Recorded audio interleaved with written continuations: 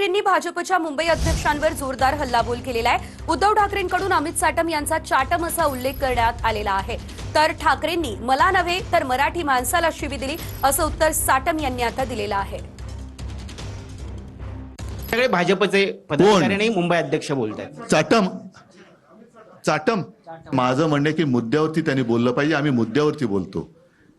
मुद्द्यावरती बोलतो। ममदानीबद्दल त्यांनी मोदींना विचारलं पाहिजे, कारण ते नवाज शरीफचा केक खाऊन आलेले, त्याच्यामुळे मोदी तिकडे जात येत असतात, आम्ही जात येत नाही आहोत।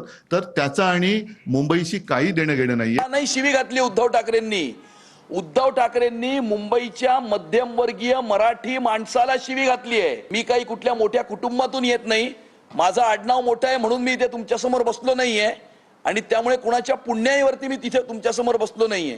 त्यामुळे उद्धव ठाकरेंनी मला शिवी नाही घातली।